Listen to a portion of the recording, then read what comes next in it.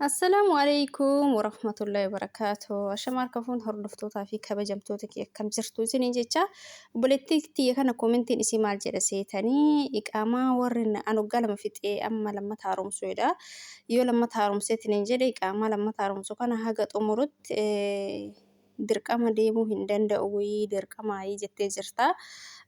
Iqaamaa egaa haaromsitee amma lammata dabalattee haaromsuudha. Isa kana maal goota seetee jalqabuma osoo hin haaromsin.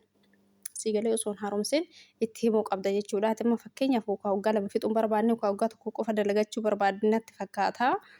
Kanaaf dursitee isaanitti himuu an waggaa tokkoon taa'uu barbaada jettaanii hayyee ishii yoo siin jedhan rakkoo hin qabu maaliif qaamaan waggaa tokkoon jiru waggaa lamaati.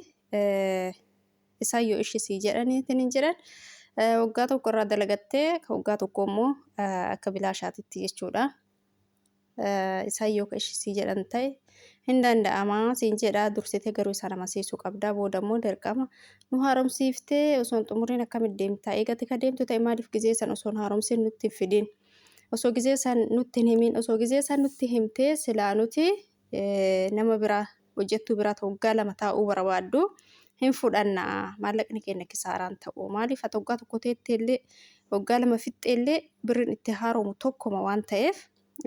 Kanaaf jechuudha yeroo san yookaan si dubbachuu danda'anii mirga isaaniiti jechuudha sitti dubbachuu yeroo san kanaaf jechuudha ati dursitee itti himuu qabda amansiisuu qabda waggaa tokkoon taa'uu barbaada jettaanii hayyee ishee rakkoon qabu yoo isaan siin jedhan walii galtee akkasitti itti deemuu qabda immoo akkuma nama waggaa lama taa'ee fixatu callisteetuma haaromsiiftee booda immoo hin deema yoo jetteen xiqqoo isaanis.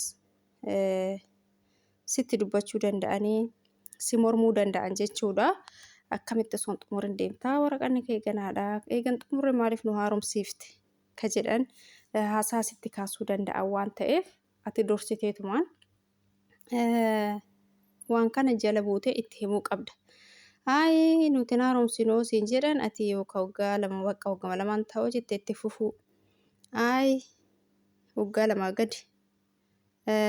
Akka teettuun barbaannu birri keenya kisaaraa godhuun barbaannu kan isaan jedhan deemuudha.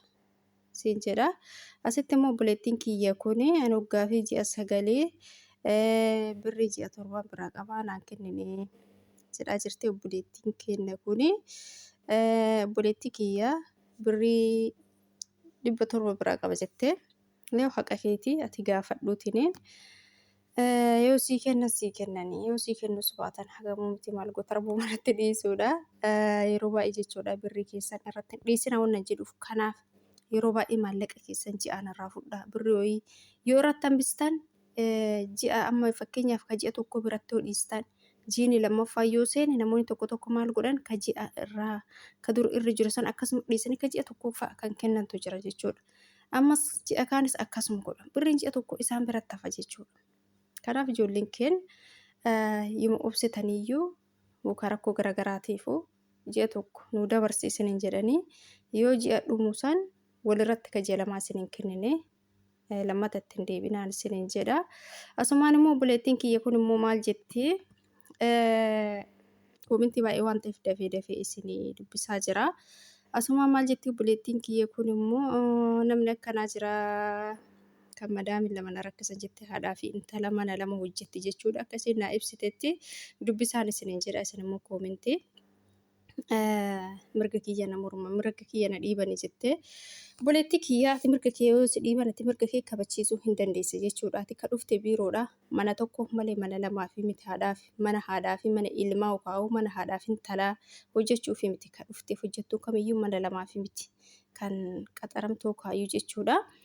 Kanaaf situ mirga kee dhiibsisi jechuudha. Fakkeenyaaf guyyaa 2-3 yookaan dhayixee kan hojjettoota guyyaa 3ffaa sitti deebi'an taanaan ofirraa dhaabsisuu qabda waan kana ijoolleen keenya baay'een keessa sodaattanii sodaaf akkuma mana intala isiis mana ilma isiis akkuma mana isiititti ilaaltanii kan hojjettanii jirtan jechuudha. Garuu ka maallaqa isiniin dabalan yookaan maallaqa nama lama maallaqa hojjettuu lama isiniin kennan maaliif manni lama hojjettuu lamaaf.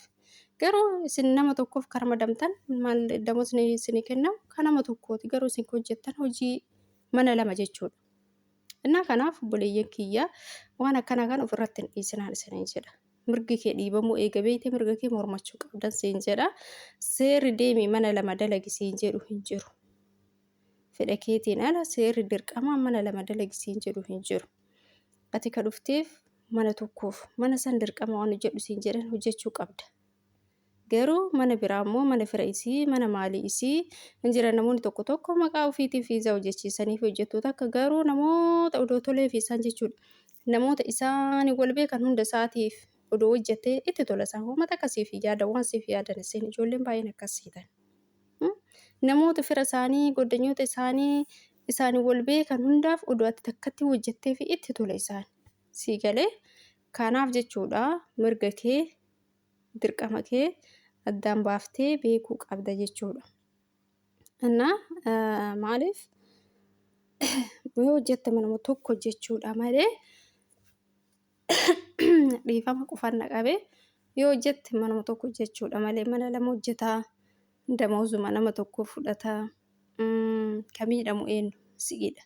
Akka miidhamtus ni beekan isaan akka seerri hin jennes ni beekan isaan. Kanaaf diduu qabda siin jedha. Hin hojjetina dida mana lama sin hojjechiisan taanaan wallahi hin hojjetina dida jijjiiradha malee mana san. Kanaaf jechuudha ani kan dhufeef mana lamaa fi miti mana tokko ani nama tokko mana lama hojjechuu hin danda'u. Siree galee ni beektan hojiin mana tokkootu hojiin isaanii hagam akka ulfaatu osoo maatiin baay'ee nu jiraachuu baate hojiin isaanii baay'ee ulfaata jechuudha. Ni beektan hundumti keessanuu kanaaf immoo dabalataan asii deemtee fakkeenyaaf mana tokko sa'aatii magriiba oo deemte haga sa'aatii 4-5 mana san qulqulleessitee deebitee ati yoo mana kanatti deebitu mana sunis akkasumatti qoshashaa isii eega deebitee mana sanis osoo sirreessin hin raftu jechuudha. Kamiidhama inni dura yeroo kana si'i jechuudha.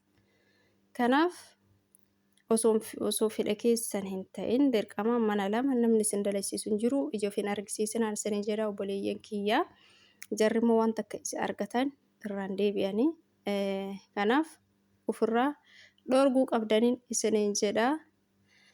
Asumaanuu viidiyoo kana immoo haga dhumaa ilaalaa ijoolleen keenya subscribe godhaa warri subscribe gootanii maatii hin ta'in warri immoo subscribe gootanii maatii taatan like godhaa share godhaa wal biraan gaan isiniin jedha obboleeyyan kiyyaa akkuma isin irraa fayyadamtan obboleeyyan keenya namni biraas irraa fayyadamu ijoolleen baay'een gaafii hedduu gaafataa jiran.